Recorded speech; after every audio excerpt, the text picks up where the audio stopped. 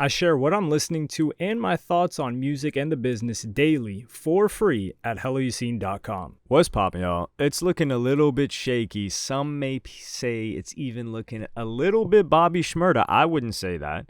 About Young Thug's comeback, because it's been nearly 4 months since Young Thug was released from prison, or not prison, jail, with the plea deal that he took that his lawyer wasn't too happy about. That being said, Young Thug had a lot of hype, and the first appearance that he made was on none other than Lil Baby's album. So he appeared on Lil Baby's album, pretty much cementing that he messed with Lil Baby and he didn't mess with Young Thug. That song, it ended up doing okay, but it wasn't the splash that Young Thug needed. And to be fair, Young Thug, it wasn't his main song. So he's waiting on his own music as well as us. I was saying in a stream, the stream VOD is on Patreon, patreon.com/helloyassine. But I was saying that Young Thug, if he had dropped a song with Mariah the Scientist during that time period, man, that song would have gone crazy. But I do think that the moment that's going to happen that Young Thug may create is him, Drake, and Future on a song. And I think this will benefit all parties involved. Because, as we recall, this whole beef really kicked into second gear after Kendrick Lamar appeared on Like That, which was a Future and Metro Boomin track. We know that Metro Boomin had issues with Drake. There's no surprise there. We now know that Kendrick Lamar hated Drake. But Future, it was always a bit odd. Now, Future is tied in with XO. And XO and Drake have had their disagreements in the past. I wouldn't say there's hatred between them, but there was definitely some would say business, personal issues. They've had a back and forth relationship over the past decade. But when Future finally spoke out on the beef, it was a little bit weird with what he had to say. So in an interview that he did with Metro Boomin, when he was asked about it, he said, "There was a beef? I didn't know there was a beef. I didn't know they had nothing going on. I ain't never participated in rap battles, man." Keep in mind he said rap battles. And then the writer even said that Pluto, in this case they're referring to Future, was smirking in the situation. And then he did take a more serious tone and said that he was confused with the Big Three line on Like That, which obviously was a reference to Drake and J. Cole. But according to Future, he said, "I'm supposed to be the one who gets mad. I'm still confused about that.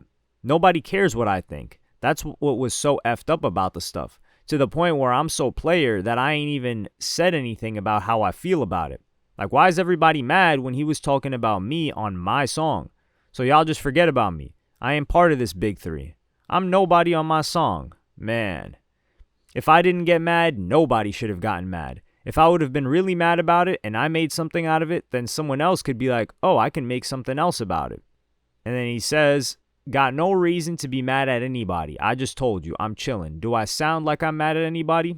And then Metro Boomin goes on to detail his fallout with Drake was a personal issue that didn't have to do with a woman. And even academics came out to say, and he knows the reason why they fell out. He said it was very, very scummy of Drake. And this is Drake's biggest defender. He's part of the Drake Defense League. And Metro Boomin said, "Me and Drake, we had a personal issue. And for the record, not over no girl or nothing silly like that. It was a personal issue that really hurt me and disappointed me. But if you take all the rap entertainment out of it, it's like, have you ever been real cool with somebody and y'all fell out over something? It happens every day. It's just regular stuff. This just happens to be an audience." Now, this does seem like it's possible to repair it.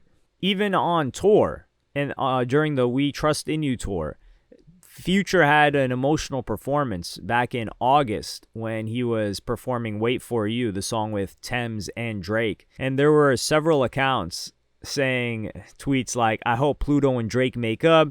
Honestly, they got to hash this ish out. They're an iconic duo. The music game need them." And then someone really had the nerve to say something like, "He's crying because of how emotional the song is, not Drake. LMAO. Come on, man.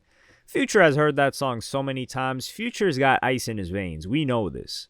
He's got those sunglasses on for a reason. We're not saying he's not human. Of course, you're not able to create incredible emotional tracks that he has, such as Codeine Crazy and Monster, songs on that mixtape, and all the rest without having emotions.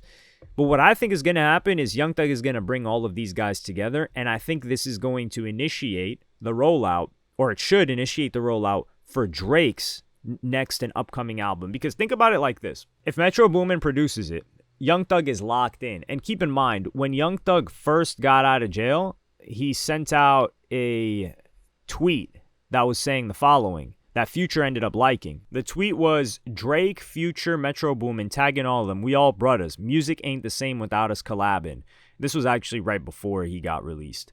And Future liked this, reposting the message on his own account too. So this goes to show that these three guys, they've got enough of a respect for Young Thug. And we know that Drake really loves Young Thug. He's got bars talking about him. So if Future and Metro Boomin get on a song with Young Thug and Drake, this is like them slapping Kendrick Lamar in the face, because it's going to shift the narrative where we're going to start talking about, damn, these guys got back with Drake, and what's Kendrick doing now? And Kendrick cannot go at Future. It's impossible. If Kendrick Lamar goes at Future, he's going to lose all the quote-unquote aura points, whatever you guys want to call it, that he's gained over the past year. Because Future's just universally loved. Future's not going to rap battle you. You hopped on Future and Metro Boomin's song first to kick this thing off. So if these guys are cool now, and he can't diss Metro Boomin either. Metro Boomin's just a producer. And from the situation that we heard, at least the details that I've heard, and I don't have the full story yet, the situation with Drake and Metro Boomin, it's possible to repair, especially if somebody like Young Thug, who they both are tied to for many, many years, is going to mediate that. Future doesn't seem to care at all.